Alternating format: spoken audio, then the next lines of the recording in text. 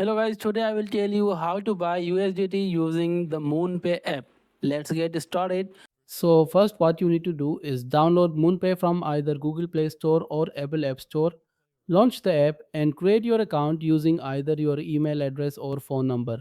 Once logged in, locate and tap the buy option prominently displayed on your screen. The default cryptocurrency shown will be Bitcoin, so tap this to change it. Scroll through the available cryptocurrencies or use the search function to find USDT. Select USDT as your desired cryptocurrency for purchase. Enter the dollar amount you wish to spend, which will automatically convert to the corresponding USDT value. Verify the amount carefully as different cryptocurrencies have varying values. After confirming your purchase amount, tap Continue to proceed to identity verification. Complete the verification process by providing your photo ID as required. On the next screen, choose your preferred payment method such as Apple Pay or credit card.